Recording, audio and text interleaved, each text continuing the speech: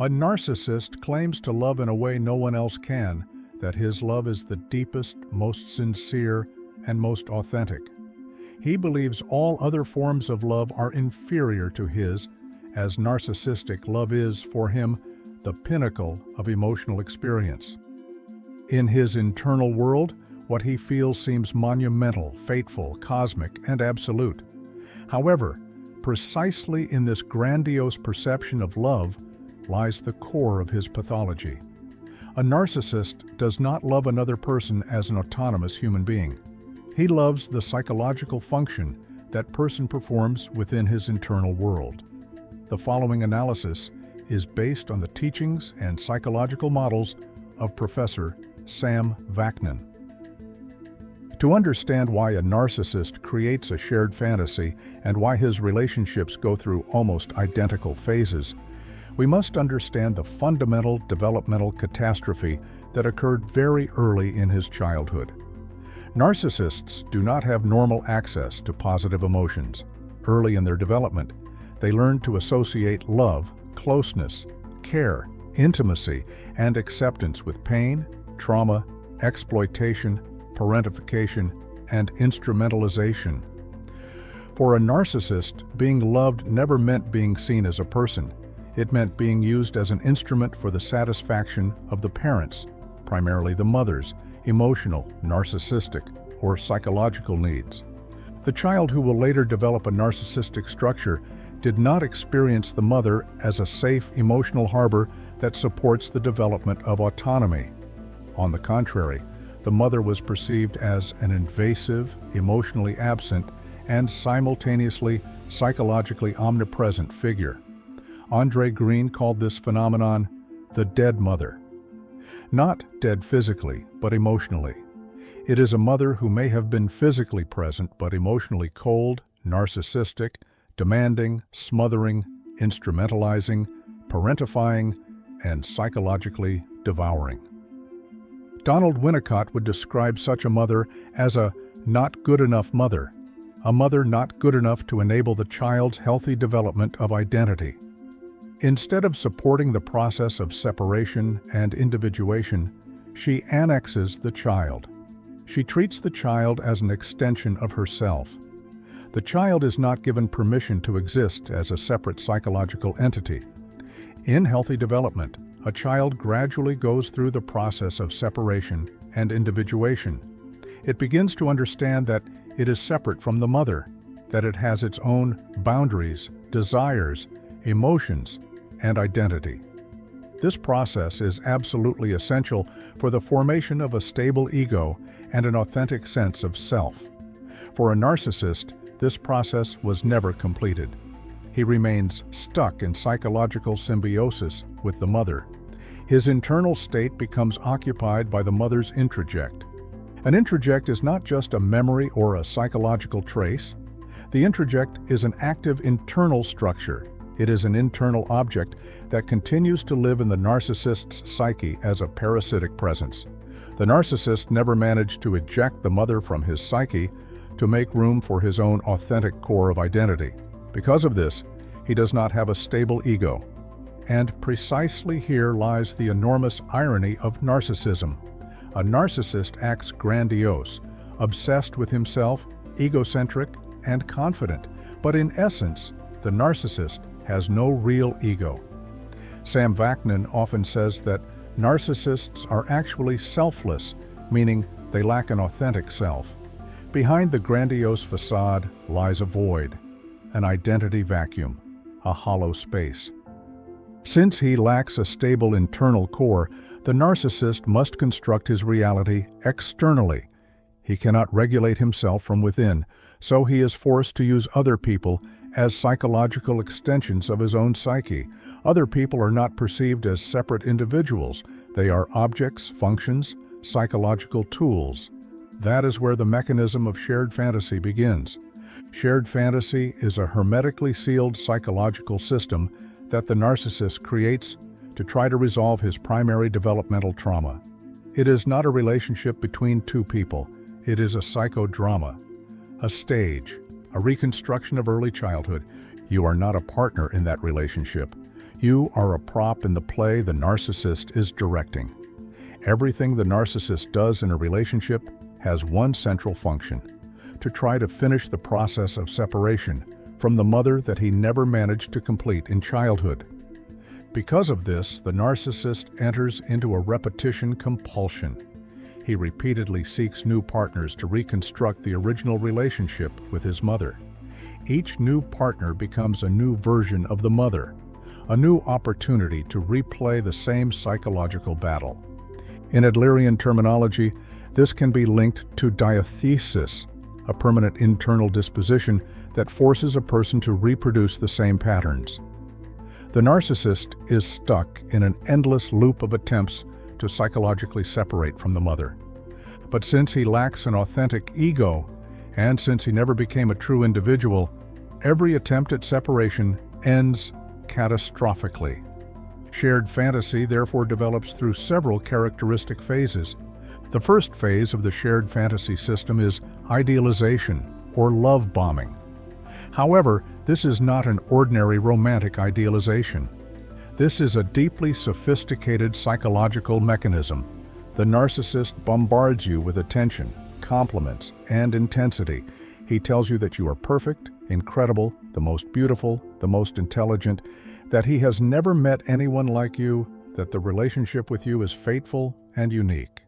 It seems as though he sees you more deeply than anyone ever has. But the goal of this process is not love. The first goal of idealization is the creation of addiction to the narcissistic gaze. Sam Vaknin calls this the Hall of Mirrors effect. The narcissist invites you into a psychological hall of mirrors where, for the first time, you see yourself through a grandiose, idealized reflection. You begin to perceive yourself through his eyes. He does not show you who you are. He shows you an idealized version of you. And precisely that becomes addictive. A person begins to feel finally seen, validated, emotionally born. The narcissist creates the feeling that you have become the best possible version of yourself. However, there is a much deeper reason for idealization. By idealizing you, the narcissist is actually idealizing himself. He does not see you as a real person. At the moment he recognizes you as a potential intimate partner, the narcissist takes a snapshot, a mental photograph of you. That photograph is not a passive memory. It is a psychological construction.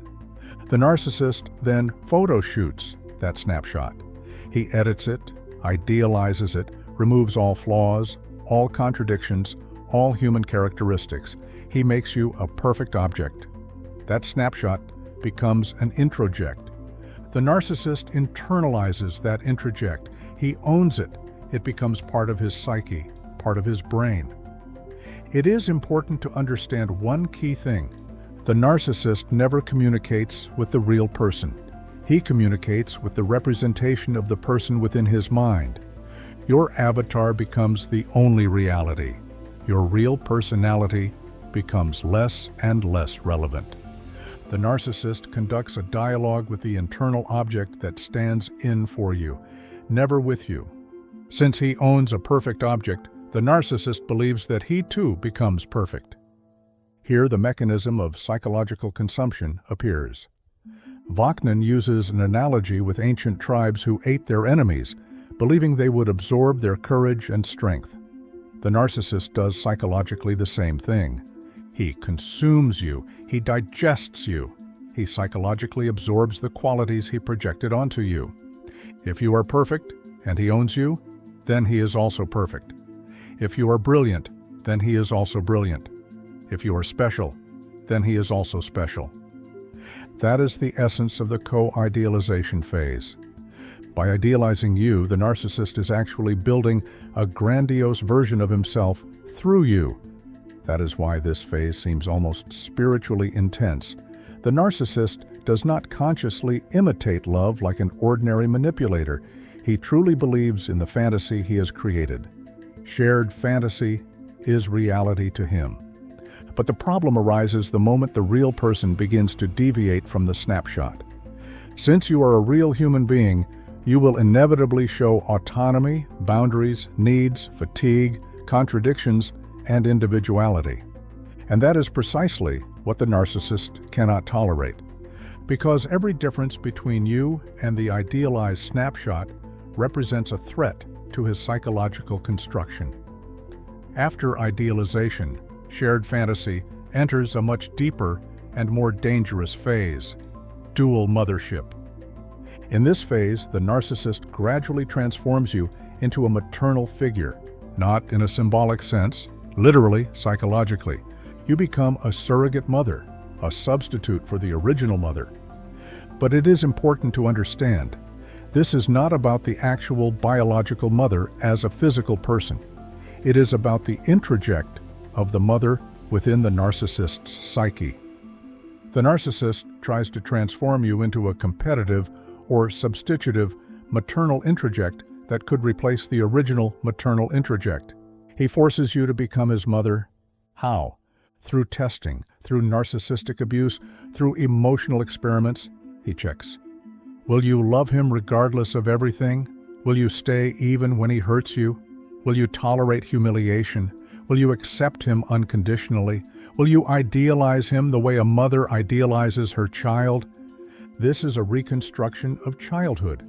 The narcissist tries to recreate the early relationship with the mother, but this time with the hope that he will finally get a different outcome.